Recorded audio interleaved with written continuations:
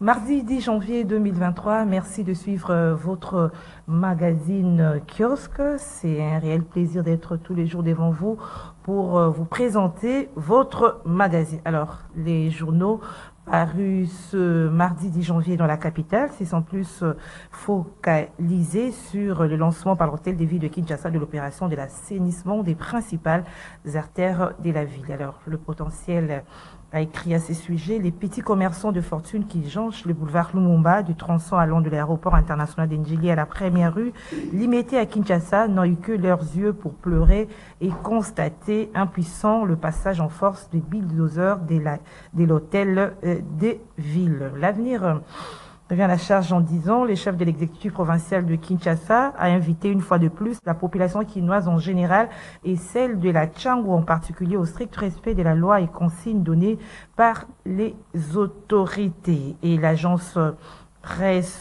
congolaise de presse ACP d'écrire: chasser les vendeurs et ceux qui occupent la chaussée est une bonne chose, mais plusieurs vendeurs délocalisés ont du mal à écouler leurs marchandises car ils se retrouveront dans des milieux peu fréquentés par la clientèle, a dénoncé par contre Candide Miti, cité par l'ASP, l'ACP, un habitant de la commune de Massina, se disant concerné par la multiplicité d'initiatives d'assainissement. Et le quotidien, le journal des titrés: après le fiasco de Kinbopeto, Ngobila lance l'opération coup de point après les projets Kinbobeto et Gombe-Bopeto qui ont peiné à marcher et dont les réalisations sur le terrain ne convainquent pas, écrit les tabloïds. Une autre opération d'assainissement vient de sortir du laboratoire d'Ngobila. Voilà, ce sont là les titres des journaux parus ce mardi 10 janvier 2023 dans la capitale. L'actualité ce matin, c'est également des propos tenus par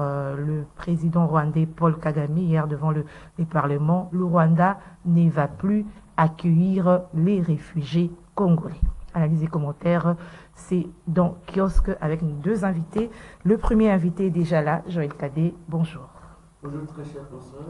Nerveux parce que c'est votre première participation de l'année 2023. Oui, nerveux, bonne année, tous mes voeux le meilleur. Vous êtes habillés dans les couleurs de la diagonesse Adel Kaïnda. Oh, la princesse, la ministre oui, d'État. Parce que la colorée, tout son cabinet, même son salon en verre.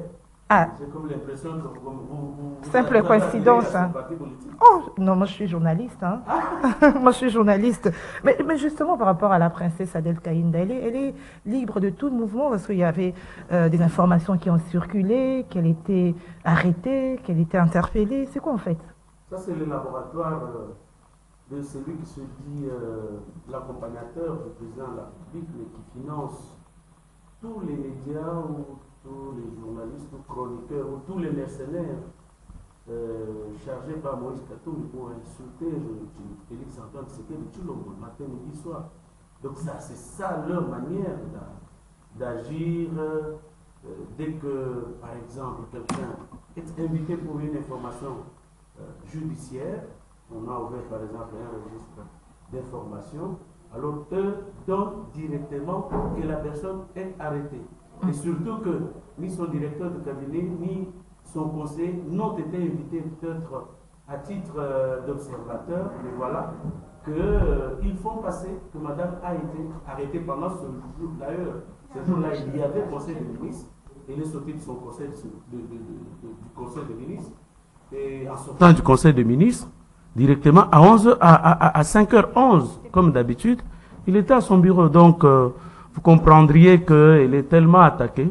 Bon, c'est là où je me demande, je ne sais pas, est-ce que faudra-t-il parler de ce dont lui-même avait parlé au départ de Genève, d'un envoûtement ou quoi? Parce que le président Félix Antoine Tshisekedi Tshilombo nomme à des postes les plus importants des alliés, alors que des postes comme la RTNC, DG de la RTNC à l'époque du PPRD ou du MPR, c'est vraiment un cacique du pouvoir, c'est-à-dire un cacique du PPRD, mais qui soit dans le secteur de médias, comme nous avons connu Colomoni, comme nous avons connu mon vieux paix à son âme, Ernest Kabila, Ilunga, comme nous en avons connu autant, ceux qui ont été nommés Kipolongo Mukambilo, et ainsi de suite. Mais Félix, qu'il s'agisse de son porte-parole au niveau qu'est-ce que je dis, de la direction de la presse au niveau de la présidence, il nomme ses alliés. La communication tout au départ, il a donné ça à son allié Caméré. Aujourd'hui, la RTNC, il laisse entre les mains d'un allié. Le ministère de la communication et médias, il a laissé aux mains d'un allié. Et l'UDPS, pendant ce temps, elle est distraite. Et qu'est-ce qui se passe?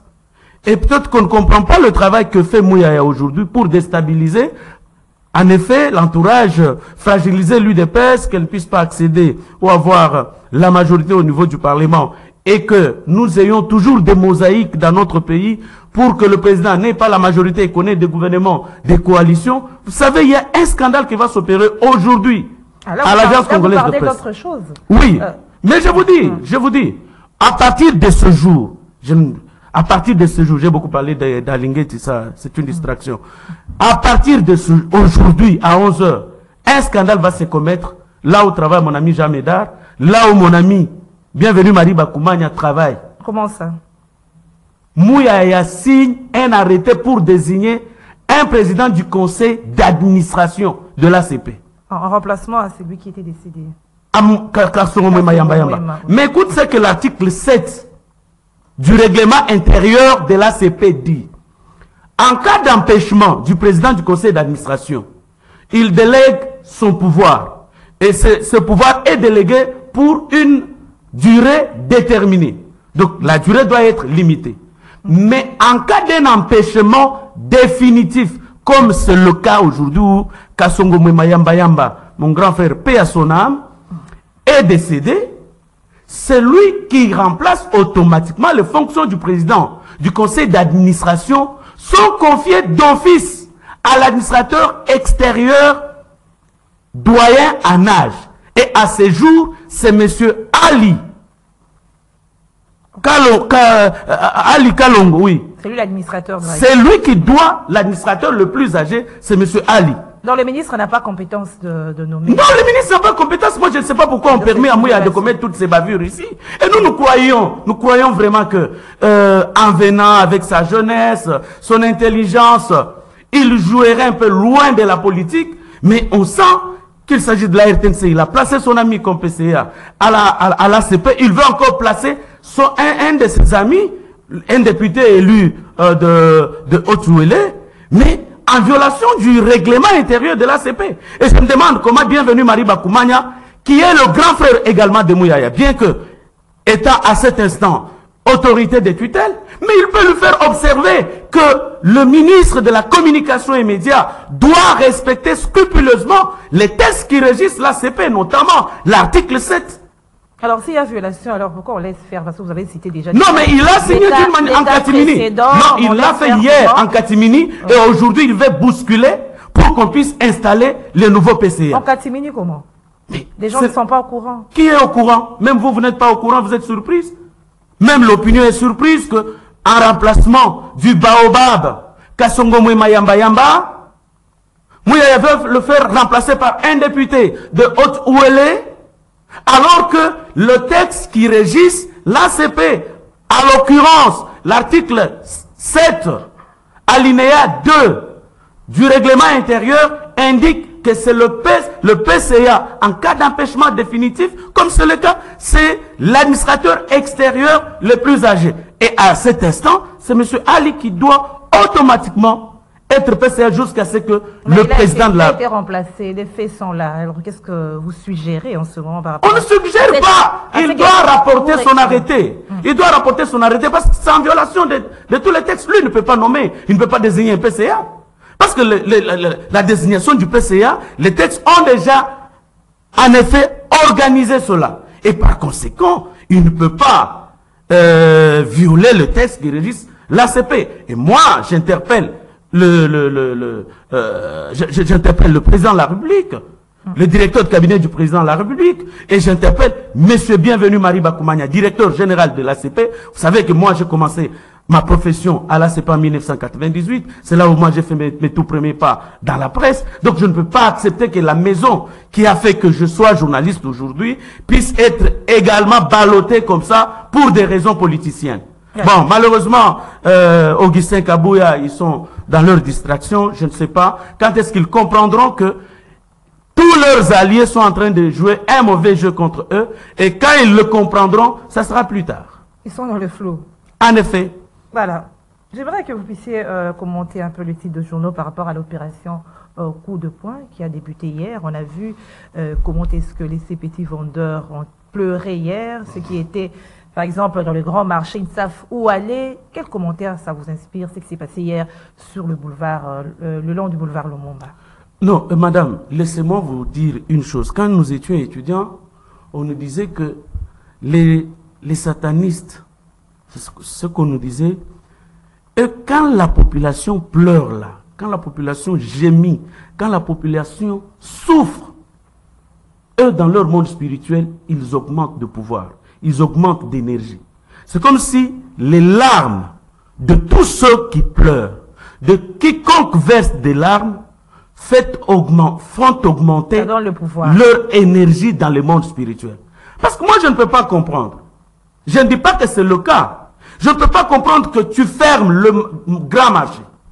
Pendant plus de 3 ans, les gens n'ont où aller vendre. Il y a des gens qui ont bâti leur vie, leur avenir, leur devenir. Depuis 1960, il y a des familles qui se font succéder dans les stands que vous voyez au grand marché là. Des familles en famille. Ces gens-là ne travaillent pas. Mais il fait détruire le grand marché à Ngobila. Moi, c'est pas sincèrement. Je suis un peu dépassé lorsque le président de la République, Félix Antoine Tshisekedi Tshilombo, sensible, qui connaît, qui est, excusez-moi, sentimental, qui est d'un cœur sincère, qui est cordial. Mais on ne comprend pas comment est-ce qu'il laisse que sa population soit exposée à la souffrance par ces messieurs, dont le passé reste encore macabre avec les massacres de Yumbi. Jusqu'aujourd'hui, la justice n'a jamais répondu. Vous savez, madame, je suis fier de la Guinée-Conakry. Tous ces jours ici, j'ai une distraction. Je suis le procès du 28 septembre 2009. Il y a eu massacre de 150 personnes au stade à Conakry, au stade du 28 septembre. En Guinée-Conakry. Il y a eu viol des femmes. Aujourd'hui, tous ceux qui avaient été cités dans ces massacres sont devant la barre, devant un jeune magistrat, un jeune président du tribunal, devant des jeunes magistrats officiers du ministère public. Je vois Toumba Diakité, Aboubakar passé. Je vois Makambo, il est déjà mort. Je vois le colonel Dembré. Je vois l'ancien président Dadis Camara passé. Mais pourquoi chez nous, on ne peut pas? Donc nos morts, on les oublie. Nos morts, on les enterre et on oublie tout. On ne peut plus, non seulement qu'on les a jamais pleurés parce qu'on les a enterrés dans des fosses communes, mais à ceux qui ont tué hier, ils ont pratiquement une récompense d'être dans les fonctions, et en étant dans ces fonctions, au lieu de se repentir, ils continuent à faire toujours couler les larmes des petits peuples. On ne doit pas marcher sur les décisions. Comme on dit, la loi est dure, mais c'est la loi. Au nom de la fermeture du marché, alors les artères doivent démérer dans les salles. Mais vous deviez trouver des solutions palliatives. Il a lancé le marché de Matadi-Kibala. Où en est-on avec les travaux des marchés de Matadi-Kibala? Et finalement, les gens sont morts le long de l'artère principale. Et jusqu'à ce jour, il n'y a personne qui répond. Le mal dans notre pays est que personne ne répond de rien. Tel que nous sommes ici sur le plateau, la maison ici peut s'écrouler, nous pouvons tous mourir, personne ne répondra. Il y a eu des morts qu'on a enterrés. Et qui a répondu de la responsabilité pénale de ces morts-là? Personne ne répond. Il y a eu des morts dans les éboulements à la suite des pluies diluviennes. Personne ne répond de ces morts-là. Nous sommes dans quel pays? Alors, à qui incombe la responsabilité? Mais la responsabilité incombe. Personne ne répond et on laisse faire. Non, mais nous avons les cours. Mais nous avons les cours des tribunaux. On doit suivre, on doit interpeller. Nous avons une assemblée provinciale qui doit interpeller M. Ngobila, mais malheureusement, il paraît qu'il a placé cette assemblée provinciale dans ses poches et en conséquence, il n'y a pas un contrôle parlementaire susceptible de le faire revenir à la raison. Et en conséquence, il se voit un petit Dieu. C'est pourquoi, bon, dites-moi, ceux dont on a détruit les marchandises hier, ils vont aller où? Ils vont vivre de quoi? Parce que, en tant qu'autorité, il faudrait qu'il y ait une sanction, mais à côté de cette sanction, vous ouvrez une voie de ce, même en temps de guerre, madame. Il y a toujours un couloir qu'on laisse. Voulez-vous vous battre? Vous vous battez. Même aux militaires, lorsqu'ils sont au front, on va vous dire, ceux qui veulent se rendre, on vous trace le couloir par où passer. Mais ici, on dit non, non, vous tous, vous deviez mourir. Vous avez fermé le marché 3 ans durant, vous chassez les gens le long de la route.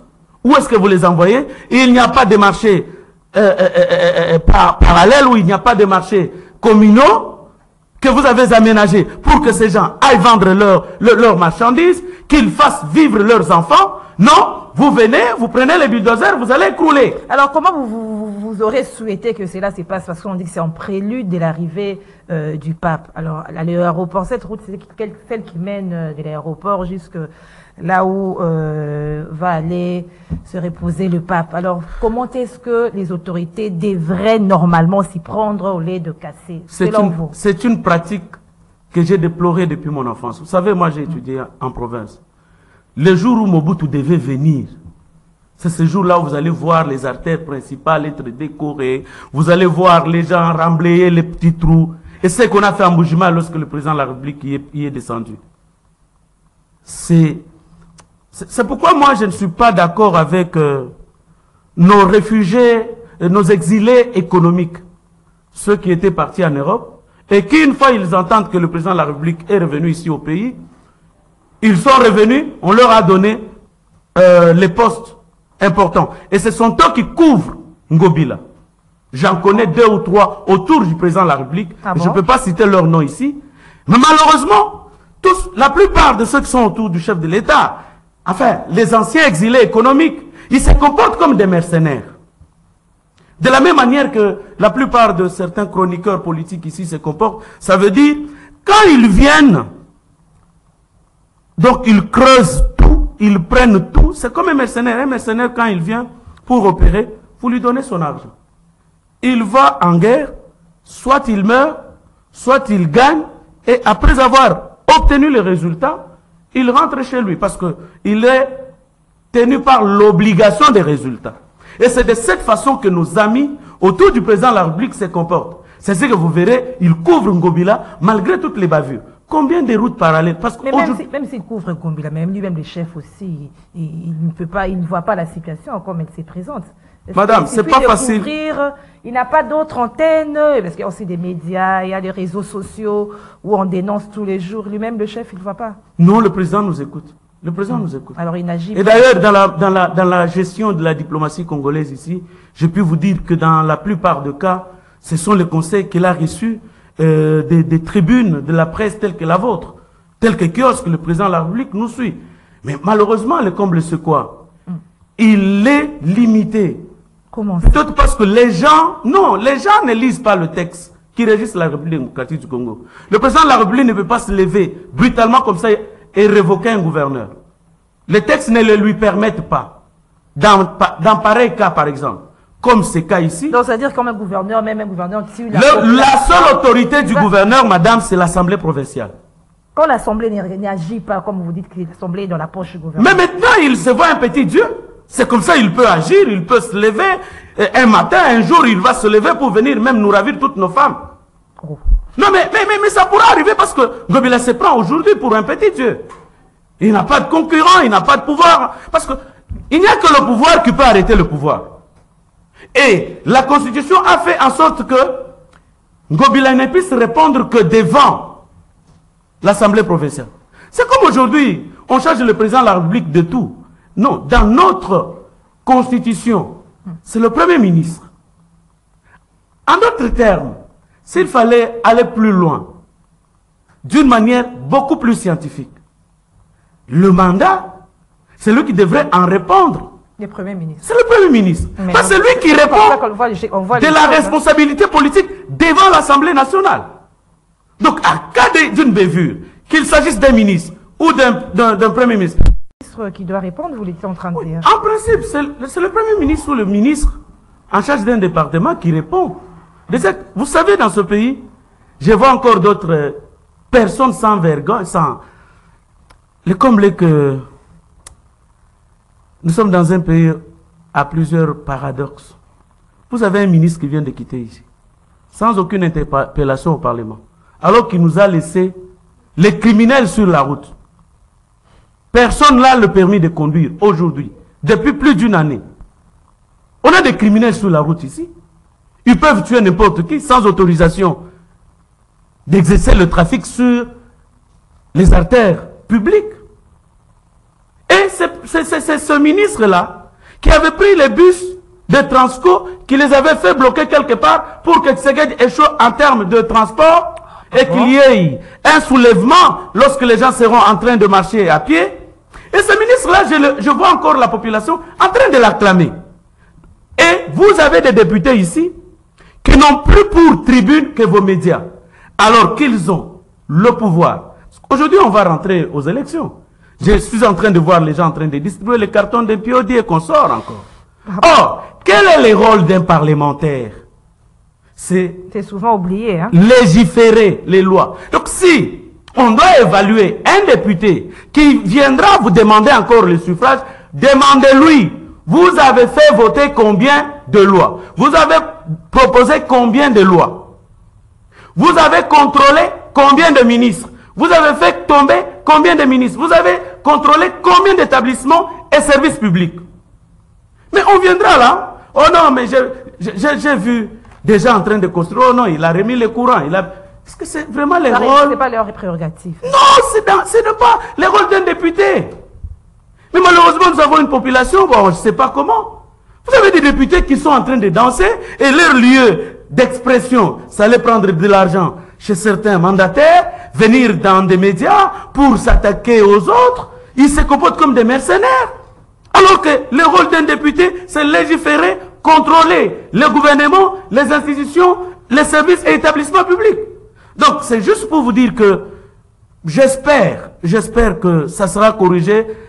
Le révérend Godin Poyi, que je respecte beaucoup, pourra permettre que la dernière année de son mandat, parce que bientôt, il va rentrer à Bandal pour solliciter encore le suffrage, ce ne sont pas les séparateurs qu'il a placés sur l'avenue Kassavubu qui feront ou qui justifieront son mandat, c'est le nombre d'édits qu'il aura fait voter à l'Assemblée provinciale, la qualité du contrôle parlementaire qu'il aura permis à ces députés provinciaux d'exercer sur le gouvernement Ngobila, et il y a d'autres cas sur le gouvernement Ngobila sur lesquels je reviendrai beaucoup plus tard. Merci Joël Cadet. Alors venons-en à ces déclarations de Paul Kagame. Je l'ai annoncé au début.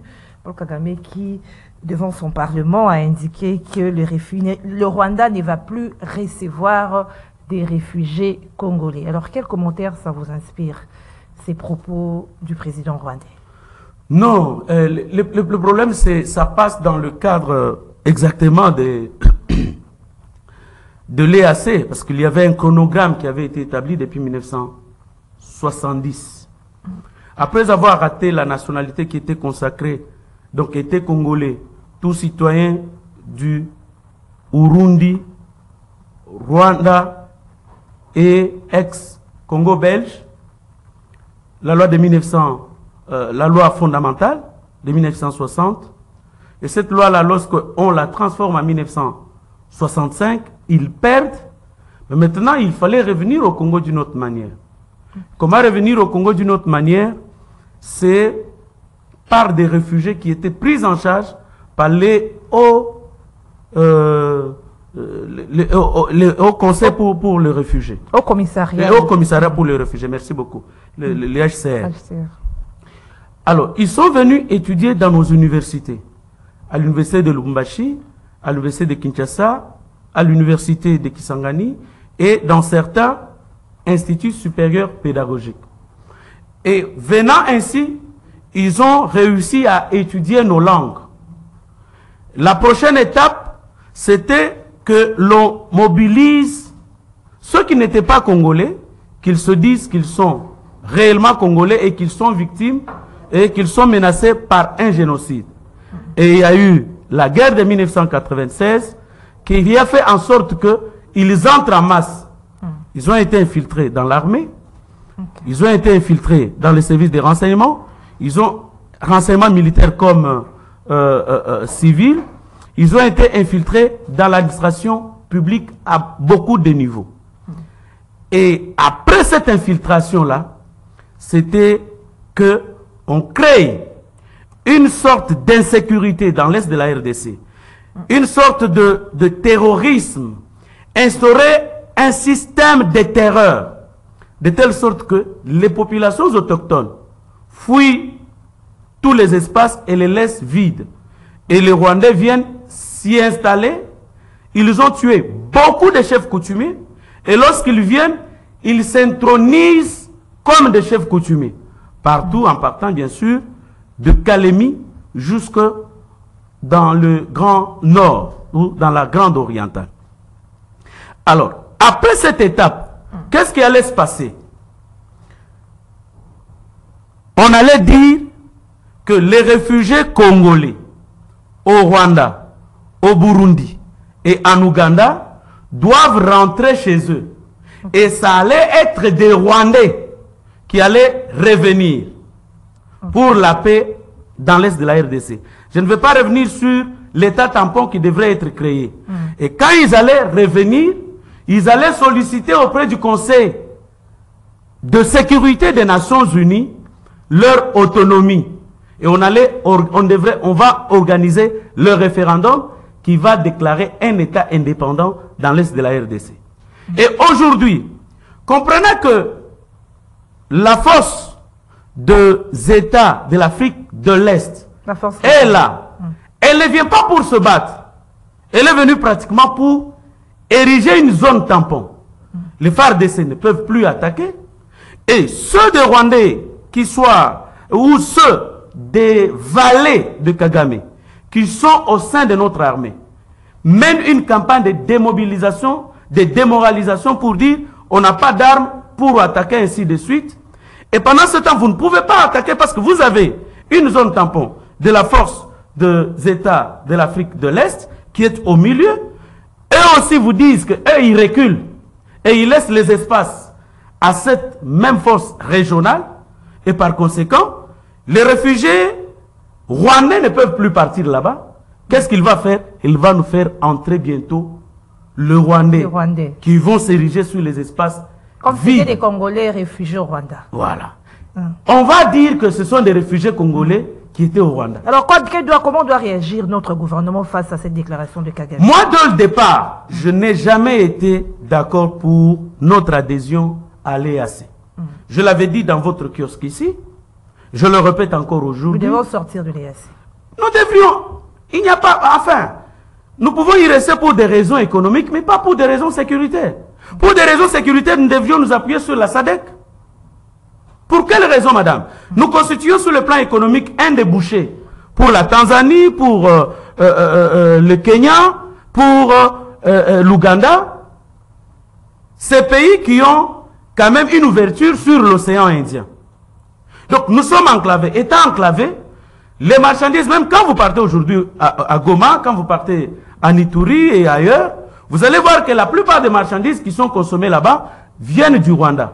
Heureusement pour Doko et Durba, Kibali est venu et Kibali a financé les petits, les mamans maraîchères, les petites et moyennes entreprises sur place qui fournissent maintenant de la nourriture locale aux mamans. Mais pour avoir la viande à Durba en 2009, il a fallu que ça vienne de l'Ouganda. Nous constituons un débouché, en effet. Malheureusement, nous n'avons pas encore compris cela, que si nous produisions chez nous, si nous faisions de l'agriculture comme le répète Didier Moumengi chaque jour, que nous puissions faire que nous puissions militariser l'agriculture. C'est-à-dire toute notre armée entrer dans l'agriculture. L'armée. Que nous puissions produire ici sur place. Et lorsque nous produisons nos ananas ici sur place, nous soyons en mesure avec le FPI de transformer les ananas en jus que nous vendons nous-mêmes ici, au lieu de tout importer. Mais, comme nous n'en sommes pas encore là, nous conscions un débouché pour les autres. Mais sur le plan sécuritaire, ce sont les anglo-saxons qui ont décidé de la balkanisation de ce pays. Et ils n'avaient pas la France à l'époque. Ils se sont fait associer à la France qui nous a soumis à l'embargo. Enfin, je trouve que c'est le mot qu'il faut utiliser parce que la notification, c'est pratiquement de l'embargo. Oui. Depuis 2009 jusqu'au... 2009, oui. Non, 1999 jusqu'aujourd'hui. C'est quand nous avons menacé sur vos plateaux ici que nous avons demandé au président de la République de quitter la francophonie, que la France elle-même soumet la fin à la notification. Pour lever la mesure. Pour qu'on lève la mesure. Vous êtes d'accord avec ceux qui disent que la RDC doit retirer sa confiance à la force régionale? En tout cas, moi, je suis de cet avis-là, en tant qu'internationaliste. Parce que je sais que comment s'est concoctée l'agression de la République démocratique du Congo. Et je vous ai toujours dit, et je le répète sur ce plateau, que l'Ouganda, le Rwanda, le Burundi n'avaient pas besoin d'atteindre Kinshasa.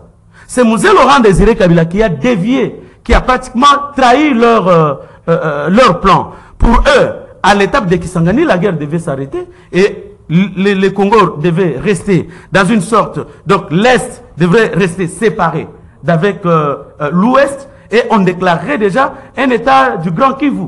Et ça existerait à cet instant. Alors qu'est-ce que vous pensez Mais comment excusez-moi, mais comment Mzee a déjoué le jeu? Quand Bill Richardson est venu ici à Kinshasa, il a dit à Mobutu de négocier avec Kabila. Mobutu a refusé. Kabila, il lui a demandé de négocier. Alors, il a demandé à Mzee, on arrête la guerre à l'étape de Kisangani. Mzee, connaissant que les anglo-saxons respectent l'opinion publique, il a dit non, je vais vous répondre au stade. Lorsque nous serons au stade, je vais vous donner la réponse. Il s'est amené avec Bill Richardson jusqu'au stade à Kisangani. Et c'est là qu'il va poser la question à la population qui était venue pour élire le gouverneur. Nous arrêtons la guerre ici ou bien nous continuons jusqu'à Kinshasa? C'est la population qui va répondre. Et c'est le jour où Mzee a signé son arrêt de mort. Ce n'est pas 1998. C'est depuis ce jour-là, quand il a refusé, que l'on balkanise. Et c'est ainsi qu'ils sont venus ici, jusqu'ici à Kinshasa. Et ils l'ont encerclé. Jusqu'à tel point que même son frère Tshisekedi Etienne ne pouvait pas le voir. Parce que le premier ministre c'était Bouguera. Le chef d'état-major général c'était comment il s'appelle James Kabarebe. Le ministre des Affaires étrangères c'était Bizima Kara. Voyez-vous comment il était entouré? Et donc, c'est pour vous dire que Katumba Mouanké qui a tenté de résister, nous connaissons ou nous ne connaissons pas les conditions dramatiques dans lesquelles il a été tué. Et personne n'a vu son corps après qu'il ait été tué. Alors toujours devant le Parlement, Kagame qui dit qu'il ne veut pas avoir de problème, qu'on puisse encore qu'il puisse encore porter la responsabilité de la situation de l'Est de la République démocratique du Congo. C'est la raison pour laquelle il refuse d'accueillir les réfugiés congolais au Rwanda et il ne veut plus qu'ils soient insultés. Est-ce qu'on peut dire qu'aujourd'hui, il est à bout de souffle? Non, c'est un homme dépassé. C'est un homme qui a été mis au mur. Je trouve encore certains naïfs des Congolais qui disent « Oh non, le président de la République avait signé des accords avec lui. » Bon, je dis, si ces accords-là étaient profitables à Kagame, est-ce qu'il allait encore réarmer le M23 pour nous attaquer? Non. Ça veut dire que le président de la République l'a amené sur la place publique. On a fermé toutes les zones, toutes les opérations frauduleuses qui se passaient par la criminalité frontalière. Et tous les trous par où sortaient les minéraux par voie frauduleuse, le président les a bloqués. Il a dit, on coopère État à État d'une manière transparente. Et ça a asphyxié l'économie du Rwanda. Aujourd'hui, le vrai problème, c'est qu'il crée une sorte de diversion parce qu'il sait que la population du Rwanda va bientôt se soulever contre lui. Il est vers le bout. L'économie. Non, l'économie du Rwanda aujourd'hui est asphyxiée parce qu'elle était alimentée. Et vous ne connaissez pas ce que le régime ancien ici avait fait.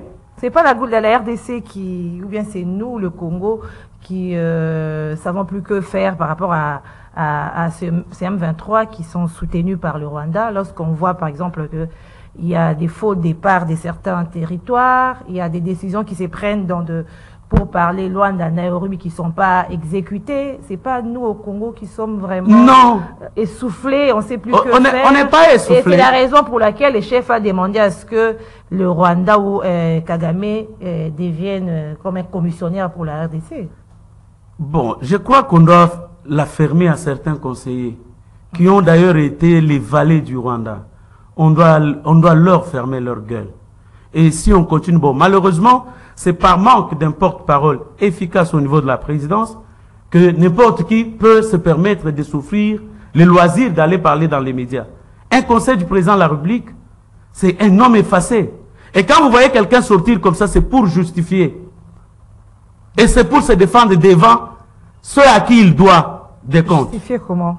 Mais je vous dis, est-ce qu'un conseil du président de la République doit parler en public? C'était un documentaire, on a sollicité son intervention. Non! Il n'est pas les seuls à... Dans la plupart des cas, les commentaires... Vous êtes journaliste, je suis journaliste. Dans la plupart des cas, quand les politiciens, ils ne sont jamais invités. Ce sont eux qui vous invitent, en raison de leurs intérêts. Quel est ce politicien que vous avez déjà vu sortir, vous dire, non, venez, moi je vais tenir... non, vous l'invitez, il vient. Dites-moi lequel vous pouvez appeler comme ça, et il vient sur votre plateau, il accepte de venir. Vous êtes journaliste, je suis journaliste. Il a sollicité cette intervention dans les médias pour des raisons que lui-même connaît. Pour se justifier, pour rendre compte à ceux à qui il doit. Ce n'est pas pour rien. En effet, aujourd'hui, le Rwanda est au bout du souffle. En effet, pas le Rwanda, Kagame. C'est ainsi que vous voyez, il soulève certaines populations pour dire que non, ils sont victimes d'un génocide ici. Gloire à Dieu, gloire à Dieu. Comme nous, on ne croit pas dans notre propre pays, il y a eu Alain Foucault qui a fait intervenir des femmes et des hommes Tutsis qui ont déclaré noir sur blanc que, en tout cas, ils ne sont pas sous une quelconque menace d'un génocide ici en République démocratique du Congo. Donc, c'est Kagame qui est au bout du souffle, qui ne sait plus, parce qu'il a vendu les génocides comme prétexte, comme alibi pour nous agresser. Depuis 1996 jusqu'à ce jour, la communauté internationale l'écoutait. Mais aujourd'hui, vous sentez que même ses propres parrains, même la Grande-Bretagne, qui était son parrain, à travers Tony Blair, même les États-Unis, qui étaient son parrain, à travers la famille Bill Clinton, même la France, avec laquelle il venait de nouer un mariage d'homosexualité, vient également de le vomir. Et je vous dis, la menace qui pèse sur certains responsables du gouvernement belge, du gouvernement français, qu'est-ce que Kagame a fait pendant toute cette période ici? Il a fait souffrir nos sœurs Tutsis. Donc, il va manigancer ses sœurs, il leur donne les caméras cachées, elles viennent avec vous, responsables du gouvernement français, belge, ou consort. Oui, je termine par là. On vous donne, elles filment tous les ébats sexuels, même avec certains présidents européens. Et quand vous repartez, ils vous balancent ces vidéos. Chantage. Et vous êtes cloués. Merci. Regardez Emmanuel Macron. Il ne peut rien dire devant Kagame. Ah bon? Oh, et pourquoi? Mais je peux aller plus loin. Regardez la famille Louis Michel. Ils ne peuvent rien dire devant Kagame. Voilà. Parce qu'ils sont sous chantage de ces messieurs-là. Et aujourd'hui, comme nous avons donné ces révélations, et d'ores et déjà, vous sentez que Kagame est au bout du souffle. Et il ne peut pas tenir un discours. Il ne peut pas tenir un discours devant les parlementaires rwandais sans qu'il ne cite le Congo. Et pourtant, il a ses propres problèmes. Kiosque est fini, merci. Non, qu'il prononce les discours sur les problèmes qui concernent le Rwanda, qu'il nous laisse. Monsieur Kagame, arrêtez de citer notre pays. Occupez-vous de vos problèmes. Résolvez les problèmes de faim que vous avez chez vous. Donnez du travail aux Rwandais. Donnez du travail aux Rwandais, monsieur. Et laissez les réfugiés, les Hutus, rentrer dans leur propre pays. Arrêtez de vous apitoyer sur notre pays. Nous n'avons pas besoin de votre secours. Nous n'avons pas besoin de votre aide. Il a aide. dit on l'insulte beaucoup au Congo. Il a dénoncé cela au Non, il a insulté, mais parce que c'est un sanguinaire. C'est un Hitler du 21e siècle. Arrêtez, monsieur. Merci Joël Cadet. Merci c'est moi qui vous remercie. C'est moi qui remercie Doudou Moutiri qui a dérangé mon sommet ce matin. Merci à l'équipe technique. Merci à Aaron Kunda. Merci à Doudou Montiri et toute l'équipe technique. Merci à vous, fidèles téléspectateurs, d'avoir été de nôtres à travers ce magazine Kiosque. Nous nous retrouvons demain à la même heure avec les mêmes plaisirs. Au revoir.